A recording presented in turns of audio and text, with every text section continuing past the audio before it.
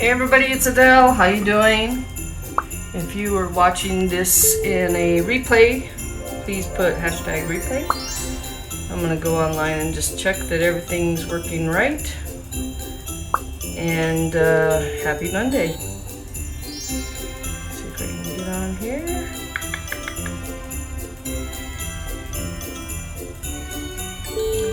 How's everybody doing? Okay, I think you can hear me. How's everybody doing? Yep, okay, so the sound's working. I'm going to do one thing.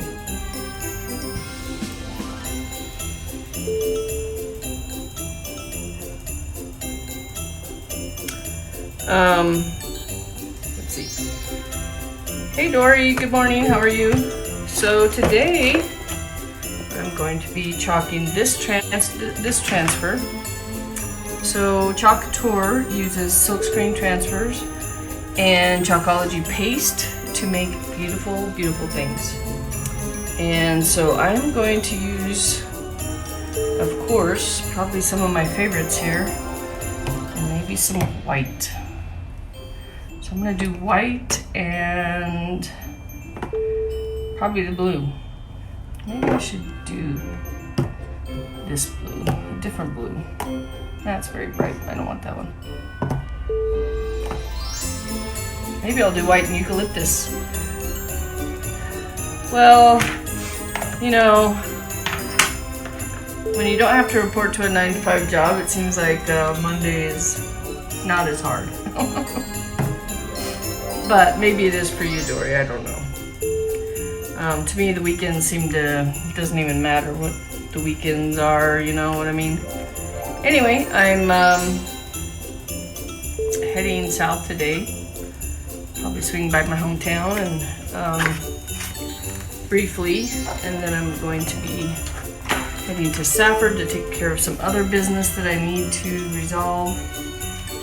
I don't know if you guys have ever had this, but I have a renter that I have to evict. I sent notice and they did not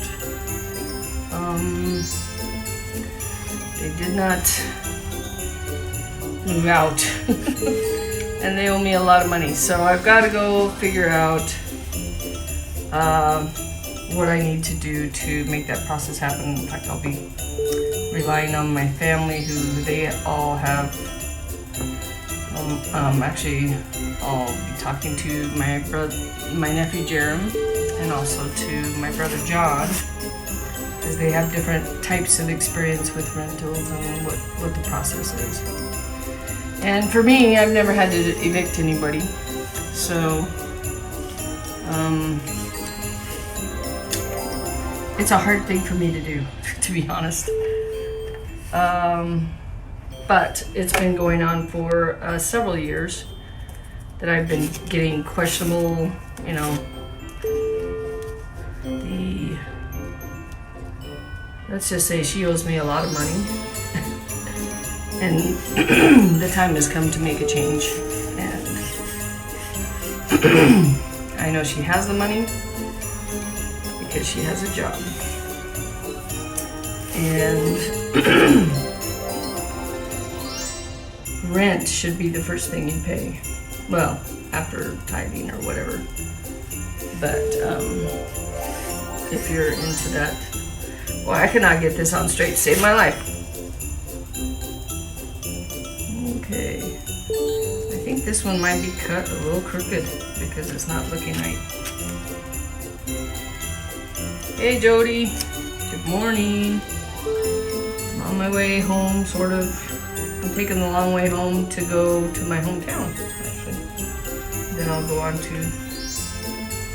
another town that's very close to me. Yeah, see, this is not in alignment. Okay, I gotta scoot the all over to make it straight and equal on the sides. I'm having to actually fudge a little bit and push it that way. So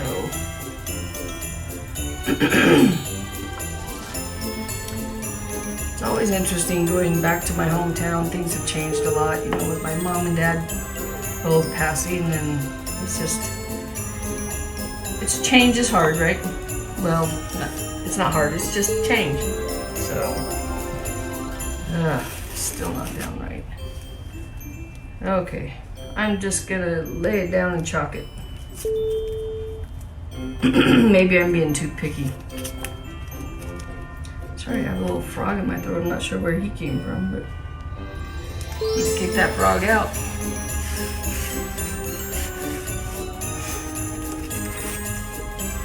So there's a lot of screen right here where it says together, so I want to make sure that's really down nice and tight so that there won't be any blobs or bleeding or anything like that. I will also work from the middle out on that section. And I think I'm decided, I think I'm going to use eucalyptus and white on this. I tend to like that combination. Okay, I'm gonna stop obsessing about where it's going. How are you feeling today, Jody?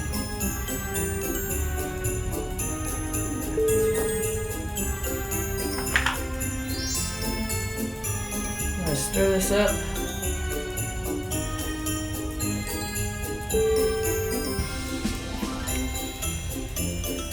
So, the challenge today was to talk about your family's Christmas traditions. So I want you guys to share with me some of your family traditions.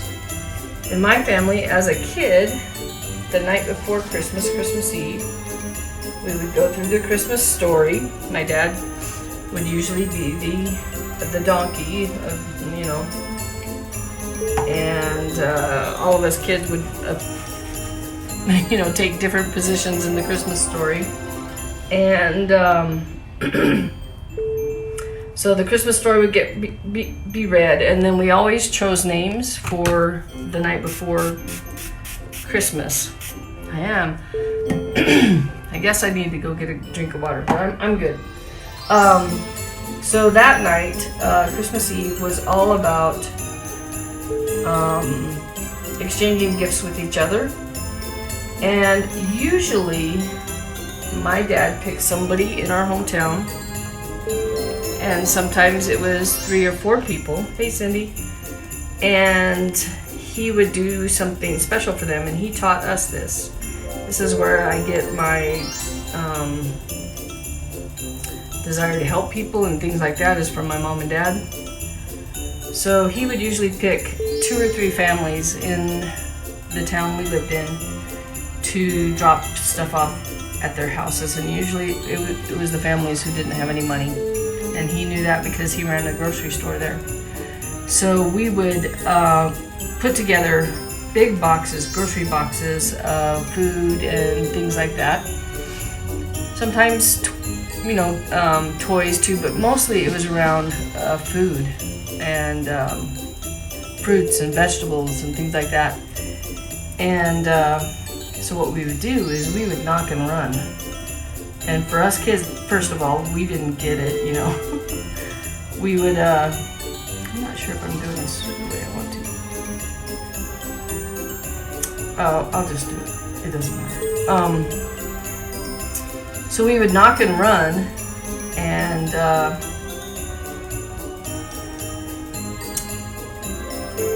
drop off the gifts, right? Then, so I was in, I want to say 5th or 6th grade, and there was a girl that everybody knew was not very, her family had a lot of struggles financially.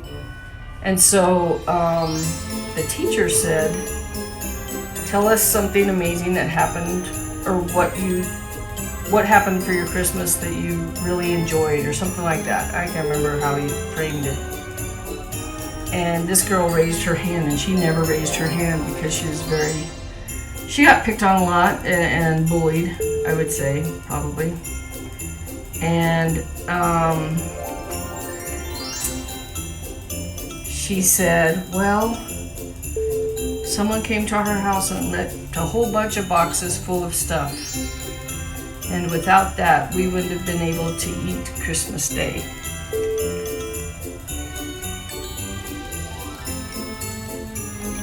And the teacher poked her and said, well, do you know who it was? And she said, yes, we're pretty sure it was my brother's English teacher or math teacher, I can't remember. My dad taught several subjects in high school.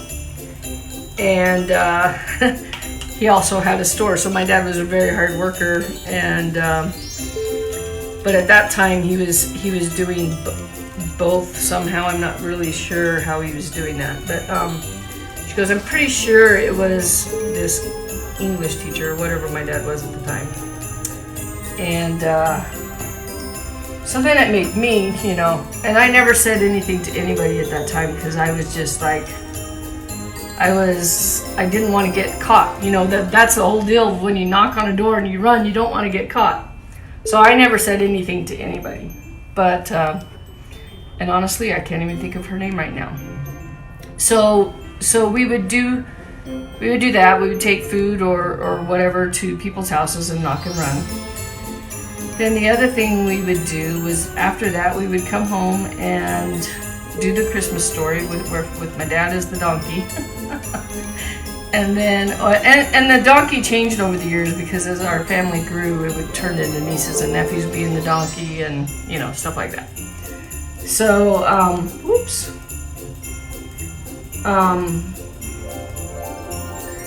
after that, each kid would pick a part of the living area where the Christmas tree was, and that would be where Santa would drop off his gifts. Now, in my family, we really didn't have a lot of money either, to be honest, and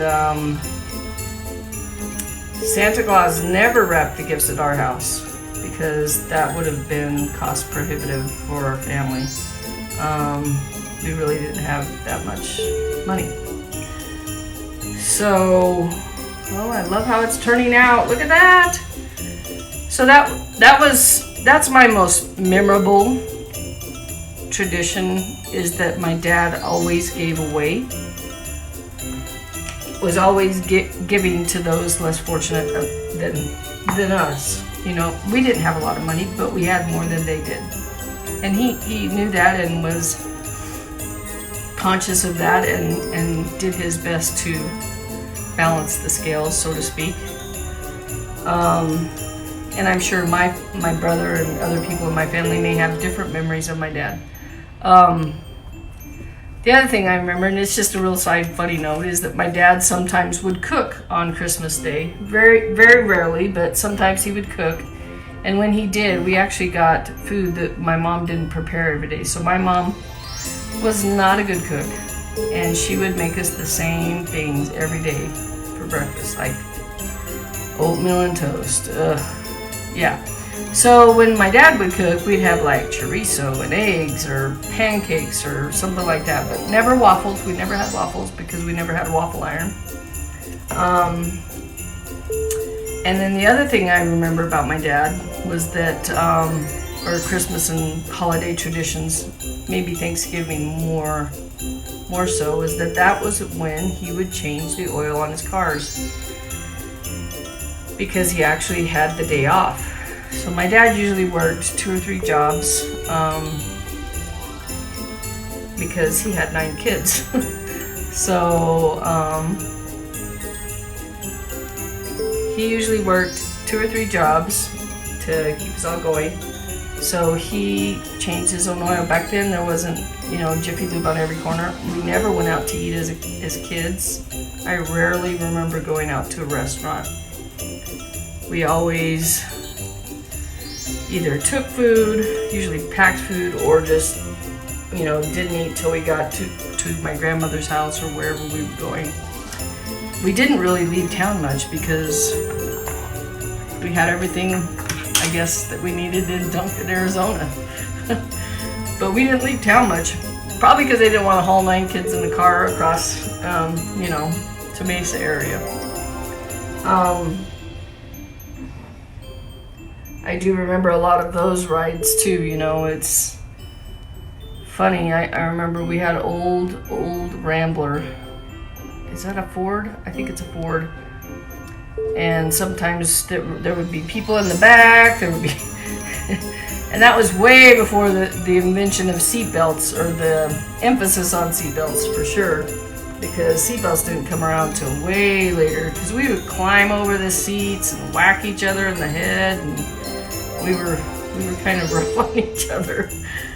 So anyway, those are some of my childhood memories. Please share with me some of yours in the comments. I would love to hear your childhood memories.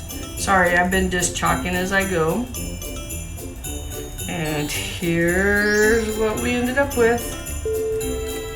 What do you think of that?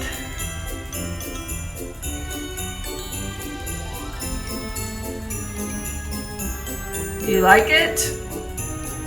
Yeah, so my poor mother, she must have had some serious patience to deal with all of us kids, because wow,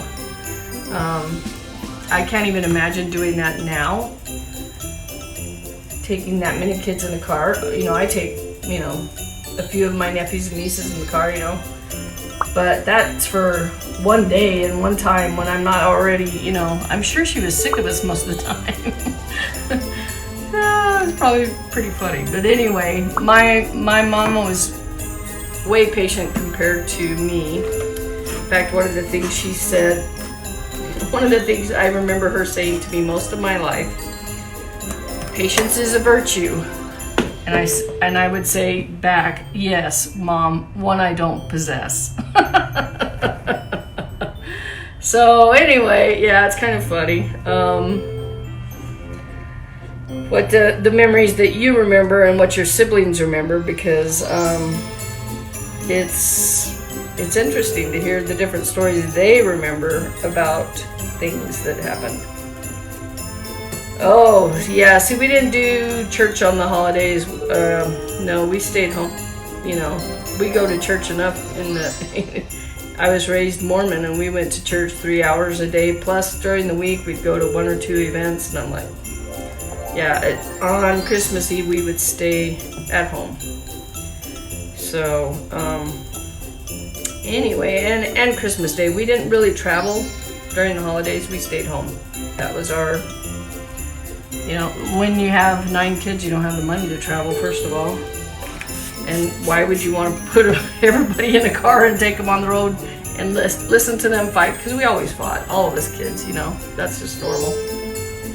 But yeah, I remember, you know, and a lot of my sisters turned into, in a lot of ways, my older sisters, you know, they had to help raise us. You know, I don't remember that specifically, but I'm sure they did.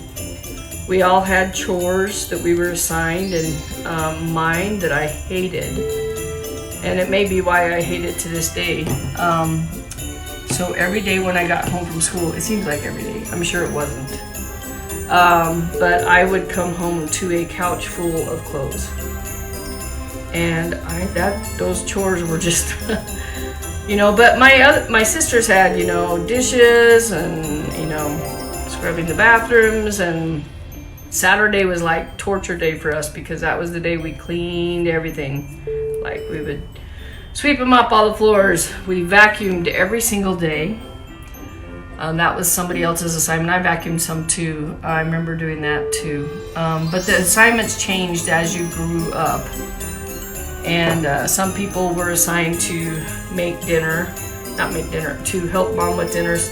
No, they weren't. Let me think about this. They were assigned to clean up dinner. Some people were assigned to set the table. Some people were assigned to clean it up. Some people were assigned to wash the dishes. You know, we all had our assignments. We all had our chores.